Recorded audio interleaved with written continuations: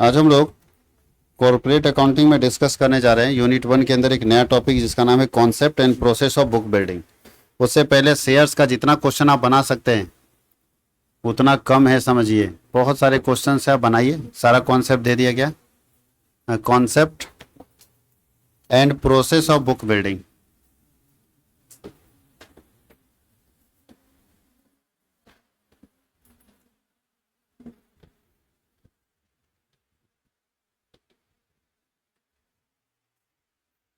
हिंदी में हम लोग बोलते हैं पुस्तक निर्माण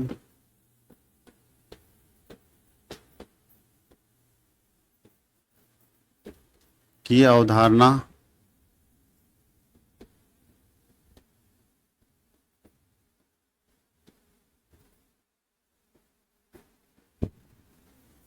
concept and process of book building. Book building का कॉन्सेप्ट क्या है और प्रोसेस क्या है। तो सबसे पहले हम लोग इसका इंट्रोडक्शन लिख लेते हैं।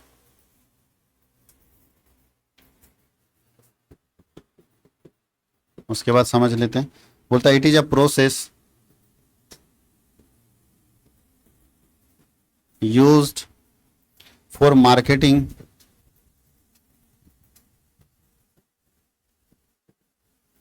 a public offer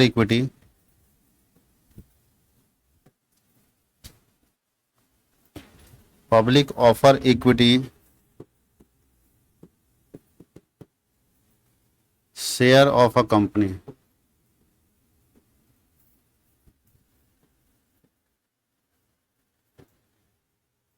It has become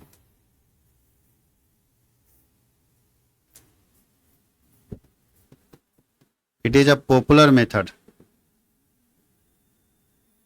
It is a popular method for issuing capital.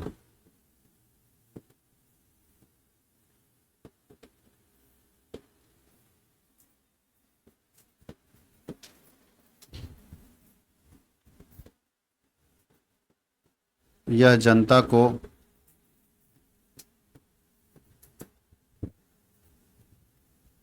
समतांश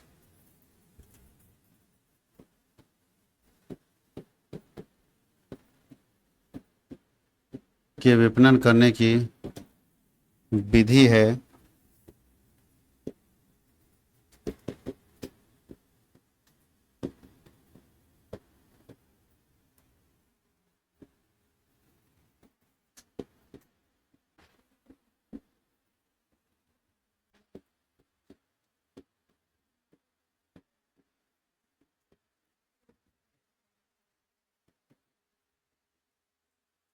book building process एक ऐसा तरीका है जिसके जरिए एक कंपनी अपना शेयर ऑफर करती है मार्केट में। यानी आप अपने शेयर को मार्केट में बेचते हैं तो पब्लिक ऑफर के लिए मार्केटिंग करने का तरीका है बुक बिल्डिंग प्रोसेस। बहुत छोटा छोटा टॉपिक, खाली इतना ही याद रखना है आपको कि अगर कोई कंपनी अपना इक्विटी शेयर मार्केट में बेचती है तो आखिर इक्विटी शेयर बेचने से पहले उसको मार्केट में हाइप बनाना पड़ेगा ना। हाइप समझते हैं, मार्केट में माहौल बनाना पड़ता है। कैसे नेता खड़ा होता है, नेता खड़ा होने से पहले एक माहौल बना लेता है, तो वैसे माहौल बनाना पड़ेगा ताकि लोग हमारे शेयर के ऊपर इंटरेस्ट दिखाएं और पहले ही दिन लोग बुकिंग करना शुरू कर दें।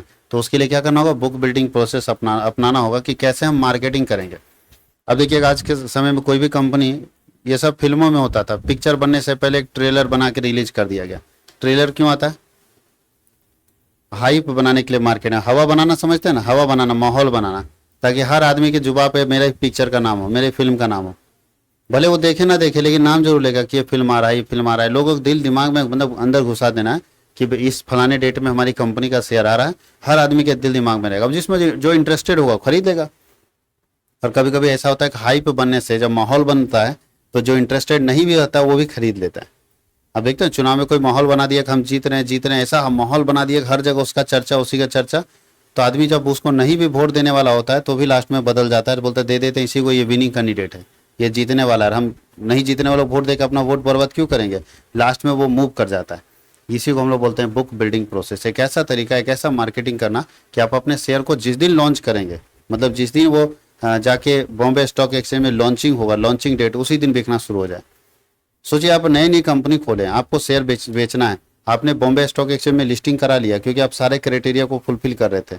अब आपको पहला दिन आप चाहते हैं कि मेरा रिकॉर्ड तोड़ बिक्री हो शेयर का, क्या करेंगे आप?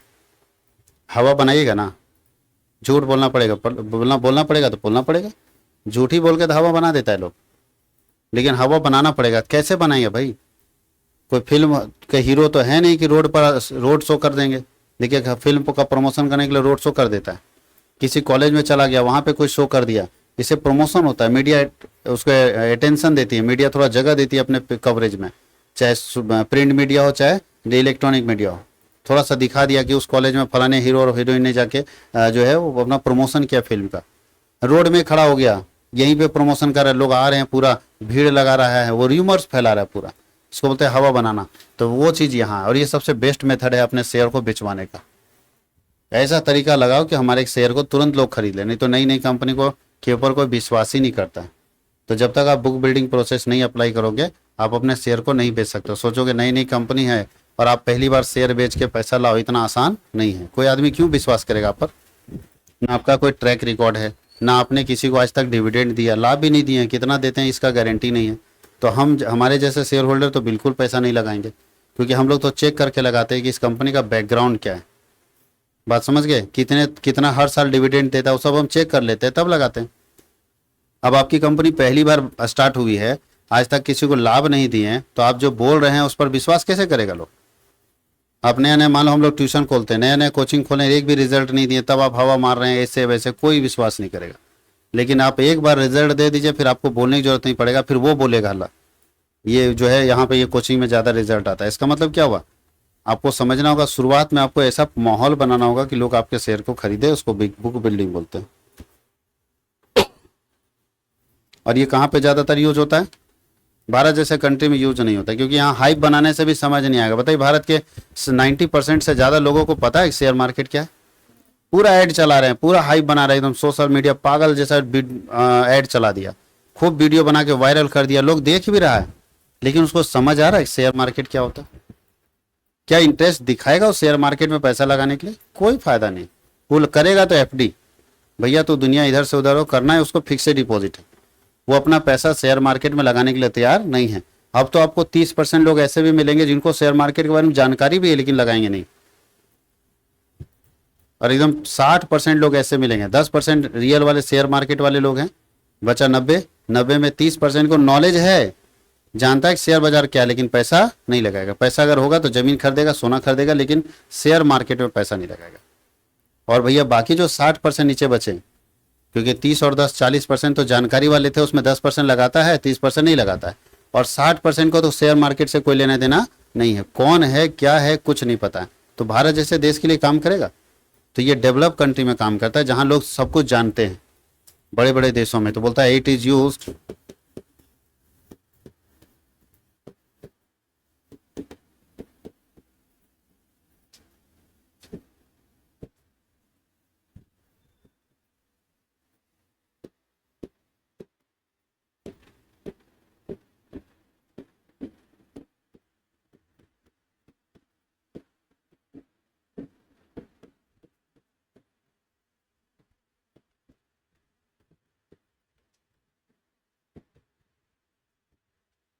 कहाँ पे यूज होता है?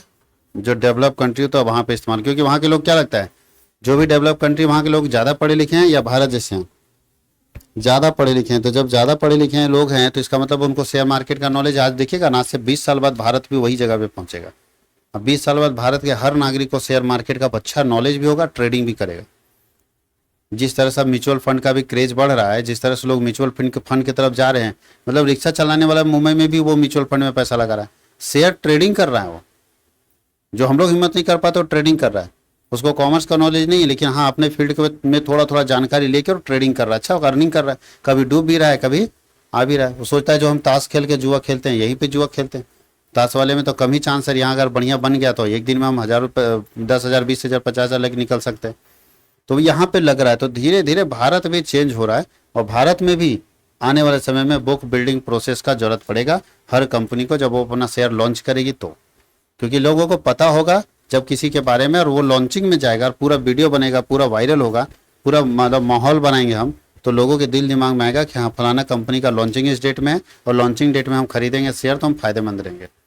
कभी कभी होता है ना, लॉन्चिंग डेट में 23 रुपये में बिकता है शेयर, और अगले दिन उस कंपनी का शेयर 150 200 रुपये पहुंच जाता है। आप सोचो तो कि अगर 20 रुपये का शेयर कोई आदमी खरीदा आज और कल सुबह होते होते 120 रुपये का हो गया, तो एक शेयर में कितना फायदा है? 100 रुपये। अगर 1000 शेयर खरीदा होगा तो एक दिन में 1 लाख लेके निकल लेगा। लेकिन बेचता नहीं है, बोलता और बढ़ेगा और बढ़ेगा, लालच। अब फिर पता चला तीसरा दिन धड़ाम से नीचे पहुंच गया 22 रुपये पर, तो कितना रुपये बचेगा? 2 रुपये पर शेयर। यही किस्मत है और क्या। और तो इसलिए बोलता है कि लालच नहीं, एक लिमिट लगाओ कि हम इतना लेके ही निकलेंगे, ज़्यादा लालच करना ठीक बात नहीं है, लेके निकल लो। यानी हर डे अगर हर दिन आप ट्रेडिंग करते हैं और 2 से 3 हज़ार 4 हज़ार भी निकाल लेते हैं, 4 हज़ार पर डे का मतलब है कि 1,20,000 महीने का। अब आप लालच करने जाओगे थोड़ा और बढ़ेगा थोड़ा और बढ़ेगा, धड़ाम से नीचे गिरा, तुम संभल नहीं पाओगे जितना जल्दी गिरता है वो। अब देखना कभी ट्रेडिंग आप सोच नहीं पाओगे उतना तेजी से वो गिरता है नीचे।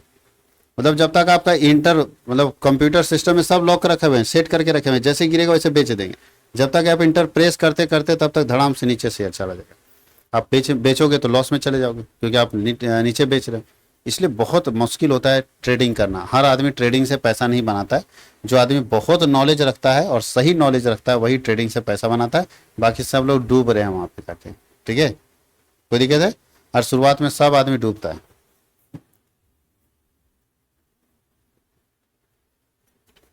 अब यहाँ कुछ और है ही नहीं।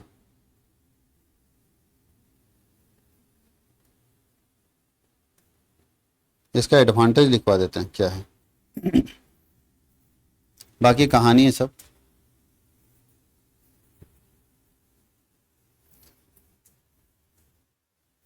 अच्छा, ये क्या करता है? It helps in collection of fund. पैसा तुरंत अगर लाना हो तो ऐसा कीजिए, एक फंड के कलेक्शन में हेल्प करता है। ये फंड के कलेक्शन में क्या करता है? अगर आपको तुरंत इक्विटी शेयर से पैसा लाना तो आप इसके जरिए ला सकते हैं।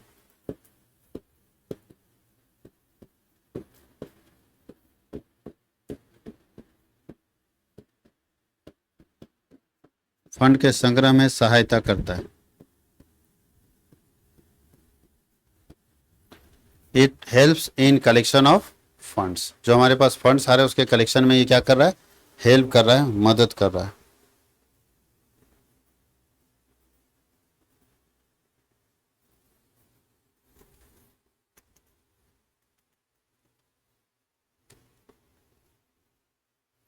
और कुछ खास इसमें है नहीं, बाकी प्रोसेस दिया वो तो हम लोग को देखना नहीं है।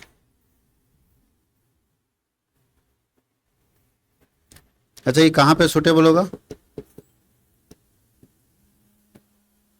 It is suitable for mega issue only. Mega issue समझते हैं?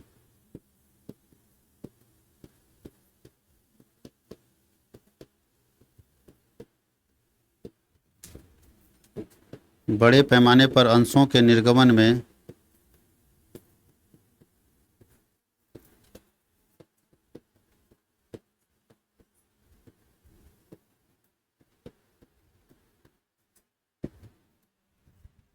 जब कोई कंपनी को बड़े पैमाने पर शेयर बेचना हो तब ये काम करेगी ना। 10,000 5,000 शेयर बेचना है तो इतना हाइप बना के क्या फायदा?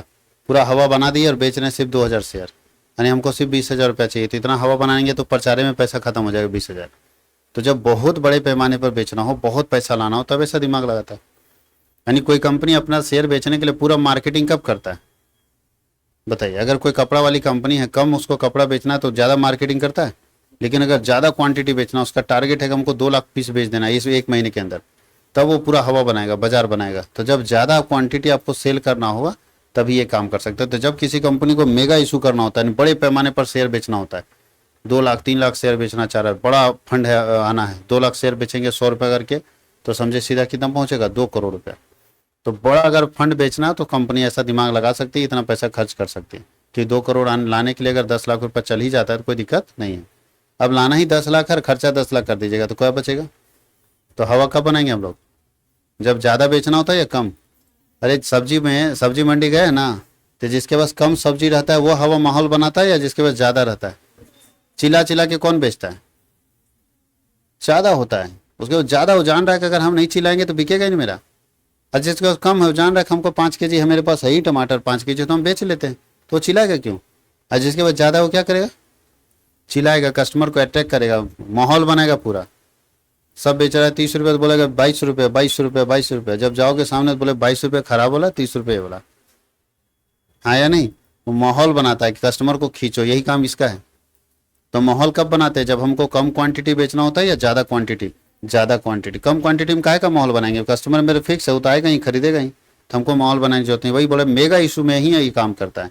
अगर मेगा इशू नहीं कर रहे हैं, थोड़ा थोड़ा शेयर बेच रहे हैं, तो फिर बुक बिल्डिंग प्रोसेस का कोई मतलब नहीं है, फिर इतना दिमाग लगाने का कोई मतलब नहीं है। कोई दिक्कत? यही टॉपिक है इसमें बुक बिल्डिंग प्रोसेस के अंदर। अब हम लोग इसके आगे पढ़ेंगे एक टॉपिक जिसको हम लोग बोलते हैं राइट शेयर। क्या होता है राइट शेयर? राइट शेयर और बोनस शेयर क्या होता है?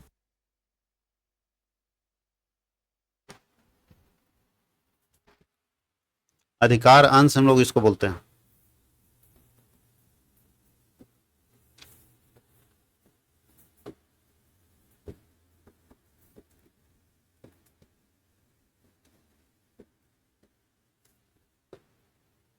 जब कंपनी अपने ही एम्प्लॉय को, हाँ इसको लिख ले पूरा, इट रेफर्स टू दो शेयर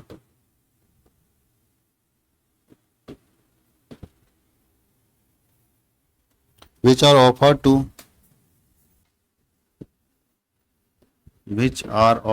to existing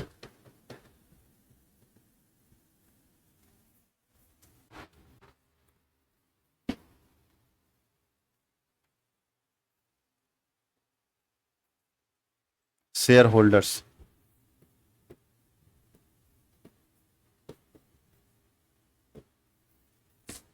जब कोई कंपनी अपने पुराने शेयर होल्डर से ही पैसा लाती है तो इस केस को हम लोग क्या बोलते हैं? Right share. अब देखिए समझिए, पहले एक कंपनी है, उसको पैसा चाहिए मार्केट से। पहले से हमारे आप लोग मान लो सारे लोग शेयर होल्डर हो, हम आपसे पैसा ले चुके हैं, फिर हमको और पैसा चाहिए। तो सबसे पहले हम ये चाहते हैं कि नए नए शेयर होल्डर जोड़ने से अच्छा है कि जो पुराने हैं इन्हीं से पैसा मांग लिया जाए। अगर इनके पास होगा तो लगाएंगे, और नहीं होगा तो फिर पब्लिक से तो हमको मांगना ही।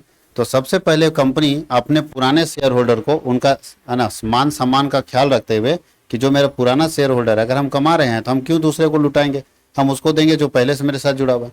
तो एक कंपनी अपने पुराने शेयर होल्डर को ही सबसे पहले शेयर बेचने का ऑफर देती है कि भाई अगर आपके पास पैसा है तो आप लगा सकते हो, अगर आप नहीं पैसा लगाओगे तब तो हम पब्लिक को बेचेंगे ही बेचेंगे। तो अब सबसे पहले कोई भी कंपनी अपने पुराने शेयर होल्डर को, जो उसका पुराना शेयर होल्डर है, उसी को ऑफर करती है कि आप ही पैसा लगा लो ना, अगर आपको लग रहा है, क्योंकि आप हमको अच्छे से जानते हो। पुराना शेयर होल्डर कंपनी को अच्छे से जानता है कि नहीं? 4 साल से आप मेरे साथ जुड़े थे, हमारे प्रॉफिट लॉस पूरा सिचुएशन जानते हो कि बिजनेस मेरा क्या है। तो आपको ज़्यादा समझाने की जरूरत नहीं पड़ेगा, आप ही कर लो इसको। और अगर आप नहीं लोगे तब हम क्या करेंगे? उसको बेचना, हमको तो पैसा लाना, हम बाहर बेच देंगे किसी को। तो जब कोई कंपनी अपने पुराने शेयर होल्डर को ही शेयर ऑफर करती है तो उसको हम लोग कौन सा शेयर बोलते हैं? Right share. कौन सा शेयर? अगर ये राइट शेयर नहीं बिका तब क्या करेंगे? राइट शेयर इशू किए नहीं बिका तो फिर पब्लिक ऑफर कर देंगे।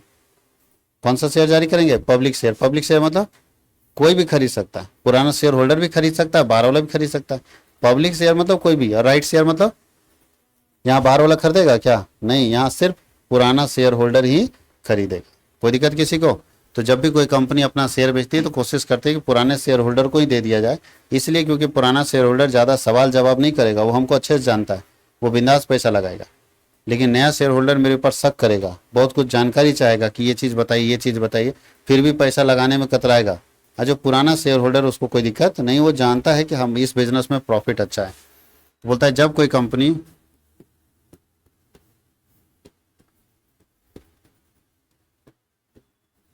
अपने पुराने अंशधारियों को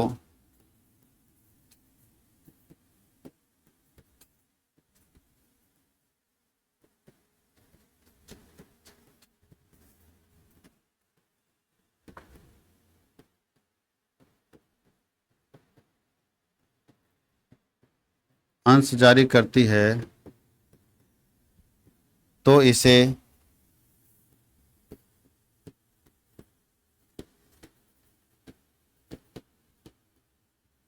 अधिकार अंश कहते हैं।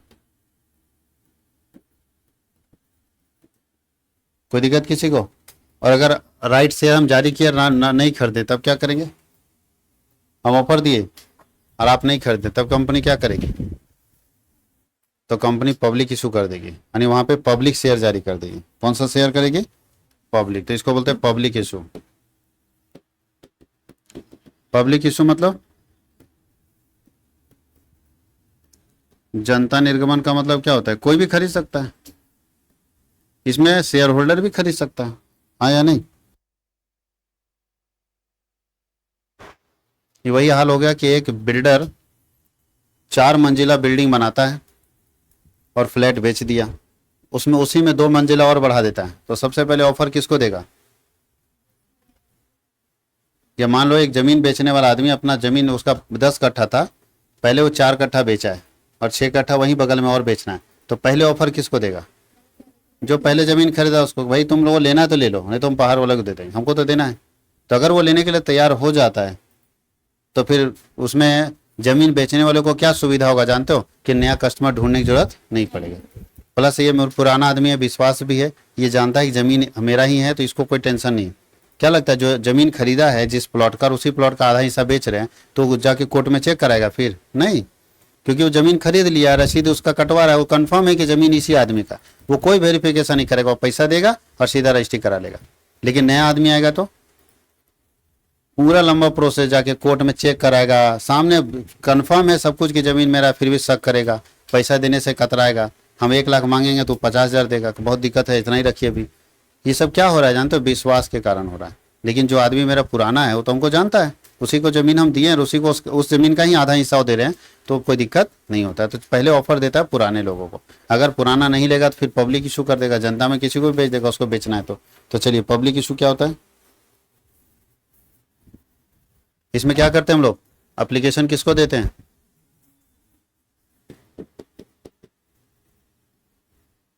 It refers to those issue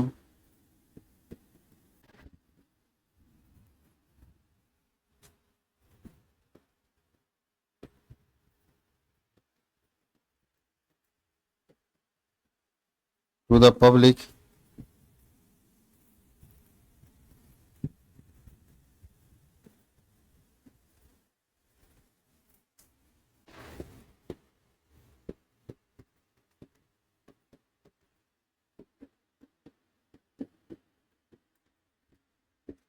जब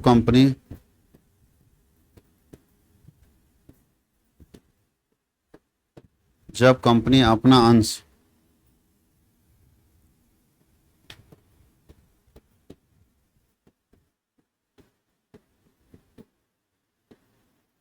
जनता को निर्गमित कर देती है,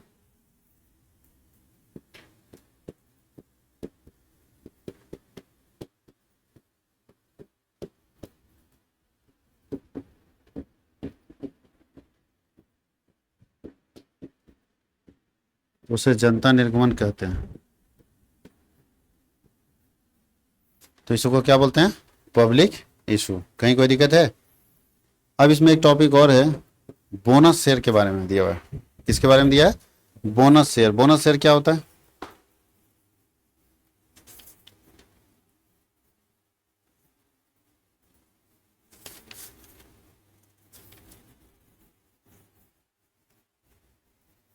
अच्छा, बोनस शेयर का मतलब है जब कोई कंपनी अपने शेयर होल्डर को लाभ नहीं देती है, बोलते हैं हम लाभ नहीं देंगे। अच्छा भाई, कंपनी में पैसा लगाया कोई शेयर होल्डर, तो उसको क्या चाहिए? लाभ चाहिए ना। लेकिन कंपनी बोलती है हम लाभ नहीं देंगे। लाभ 2 तरह से दिया जाता है। एक है कि हम भाई 10 लाख रुपए लगाएं, जो कंपनी कमाएगी तो हमको पैसा दीजिए, तो कैश डिविडेंड मिलता है। और दूसरा होता है शेयर डिविडेंड, स्टॉक डिविडेंड बोलते हैं। तो जब कोई कंपनी कैश में आपको डिविडेंड दे दे, यानी लाभ का पैसा नगद दे दे, आपके अकाउंट में भेज दे, तो होता है कैश डिविडेंड। लेकिन दूसरा तरीका, ये कैश डिविडेंड तो आप सब जानते हैं कि हम पैसा लगाएंगे तो हमको जो साल में प्रॉफिट होगा वो हमको मिलेगा कैश के रूप में, यानी मेरे अकाउंट में आ जाएगा। दूसरा तरीका होता है कि कंपनी बोलती है हम आपको पैसा नहीं देंगे, हम आपको शेयर देंगे अपनी कंपनी का, और उसी शेयर को क्या बोलते हैं? Bonus share. यानी लाभ नहीं मिलेगा कंपनी में, आपको कंपनी ऑफर दे रही है कि आप शेयर मेरे यहाँ ले सकते हो। इससे फायदा क्या होगा? तो जो होशियार व्यक्ति होता है, 2 तरह का सोच वाला व्यक्ति पैसा लगाता है मार्केट में। जब आप पैसा लगाने जाते हैं तो 2 सोच रखते हैं। जैसे आप लोगों का भी पूछ लेते हैं, देखो समझ में आ जाएगा क्या सोच रखे हो। एक होता है प्रॉफिट मैक्सिमाइजेशन, एक आदमी लाभ पे ध्यान देता है कि बस हमको लाभ मिलना चाहिए, 10 लाख लगाए हमको हर साल मिलना चाहिए।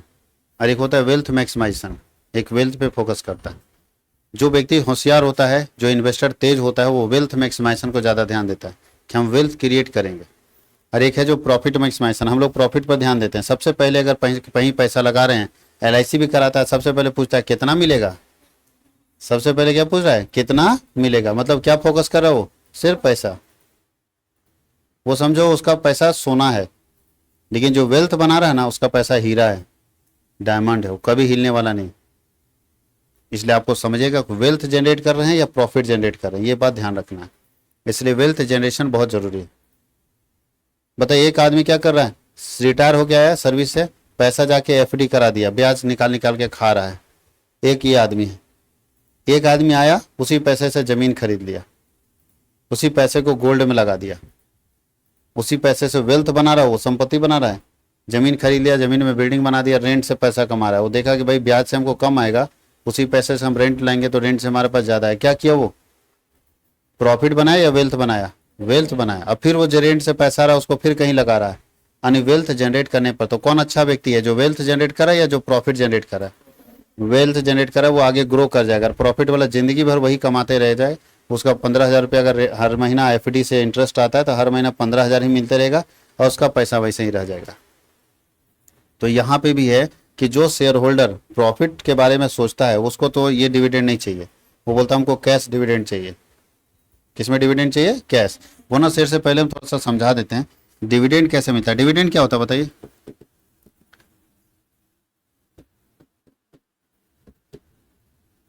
समझा देते हैं। Dividend is a part of profit. ये क्या है, पार्ट ऑफ प्रॉफिट है। बोलता है which is distributed between share holders. लाभ का वह हिस्सा जो अंशधारियों के बीच में बांट दिया जाता है उसको क्या बोलते हैं, लाभांश। देखो क्या लिखा है, लाभांश मतलब लाभ का अंश जो शेयर होल्डर्स के बीच में क्या किया जाता है, बांट दिया जाता है। कोई दिक्कत है, आप बोल सकते हैं dividend means it is a part of profit which is distributed between share holders, जो शेयर होल्डर्स के बीच में बांट दिया जाता है। डिविडेंड दो तरह का होता है, कैश डिविडेंड यानी कैश आपको मिल जाएगा, एकदम नगद नगद आपके खाते में पैसा चला जाएगा, साल खत्म हुआ आपके अकाउंट में पैसा चला गया।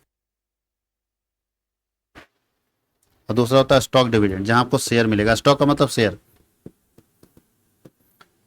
और इसी स्टॉक डिविडेंड को हम लोग बोनस शेयर कहते हैं। इसी स्टॉक डिविडेंड को क्या बोलते हैं, कि जब कोई कंपनी आपको डिविडेंड के रूप में शेयर दे देती है तो वो शेयर कहलाता है बोनस शेयर। अब बोनस शेयर का क्या फायदा वो समझेगा, अच्छे समझेगा। जो तेज आदमी होता है, जिसको पैसे का जरूरत अभी तुरंत नहीं है, वो बोलता है हमको बोनस शेयर दे दो।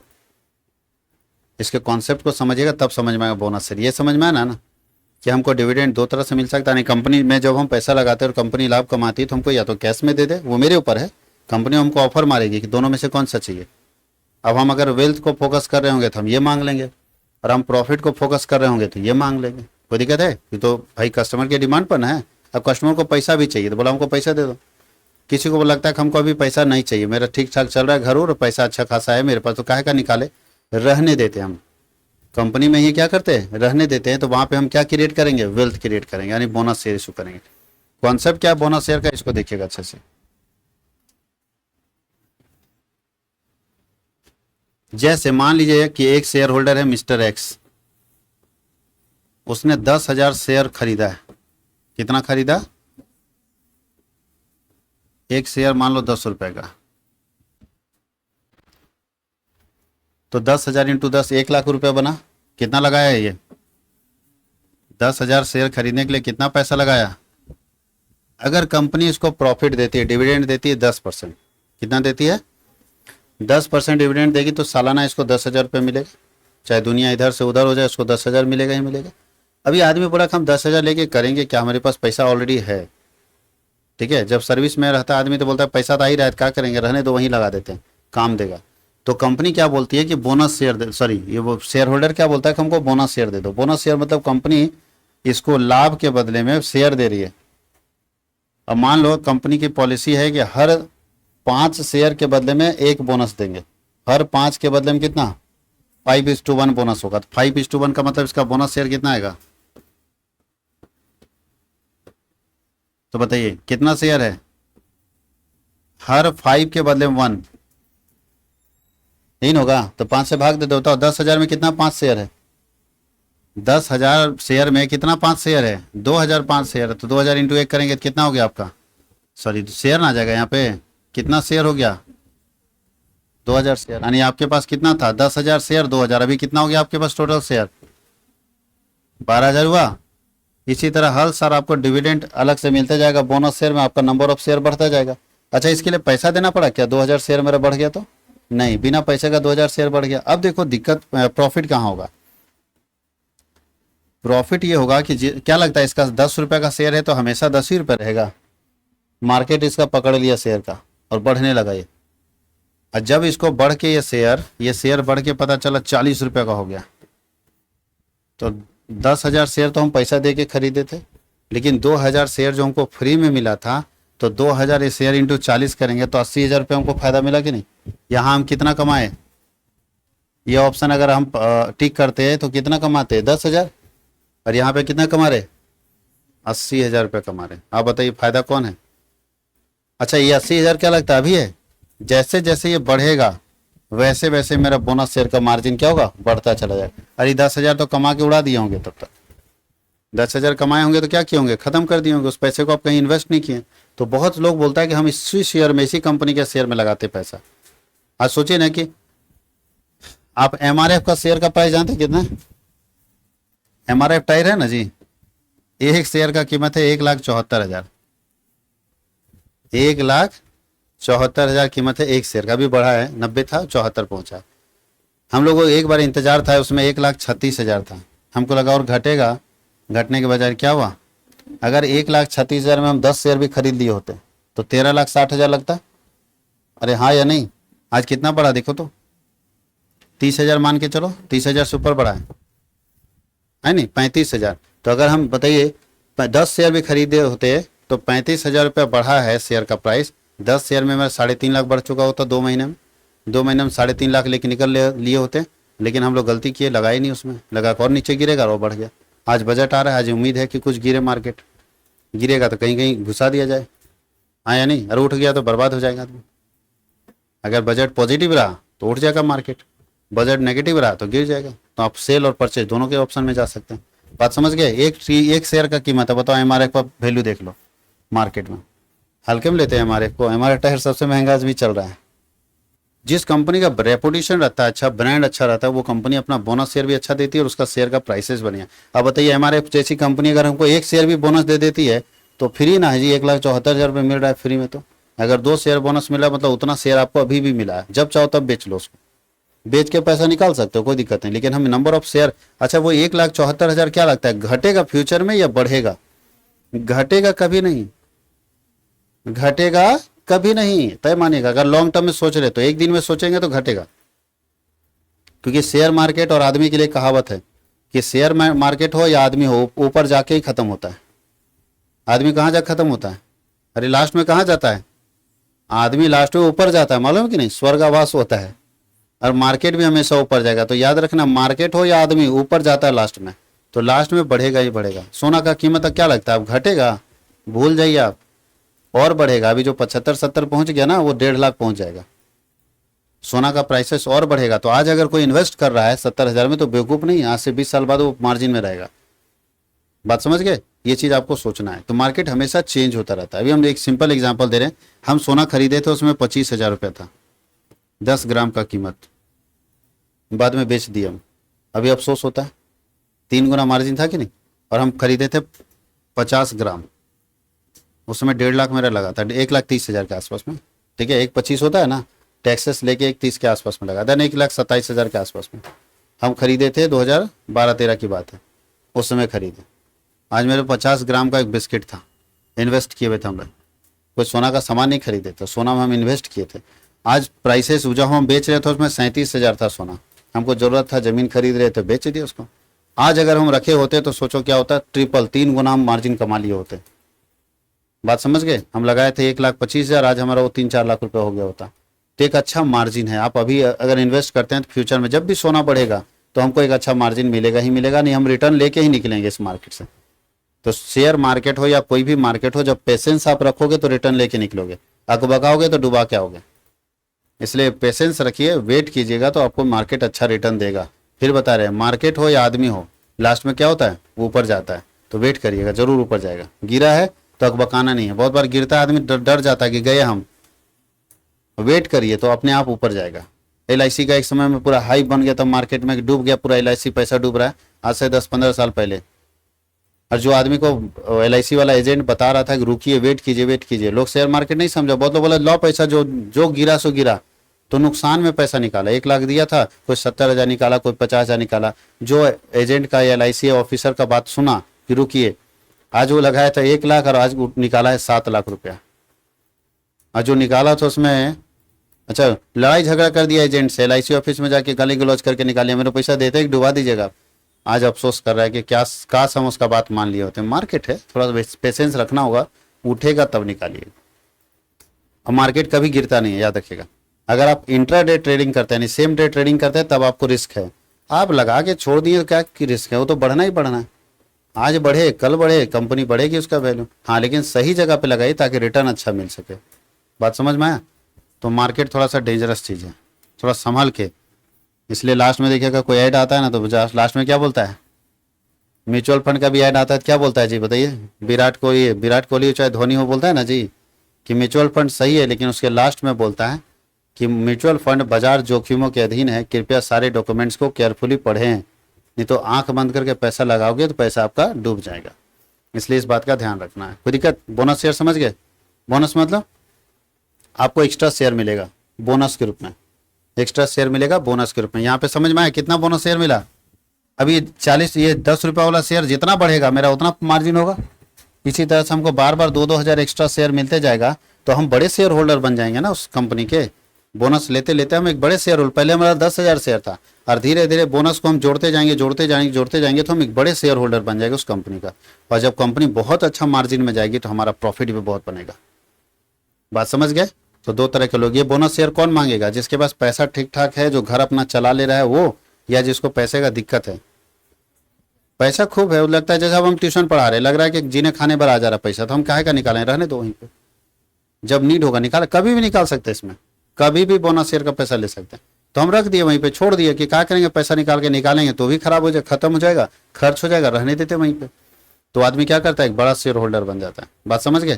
कैसे होता है, एक आदमी जमीन खरीदा, पैसा उसके पास खूब है, अब बगल में फिर जमीन बेच रहा है, तो थोड़ा थोड़ा जमीन खरीदते एक बड़ा जमीन ले लेता है कि नहीं अपने अंदर में।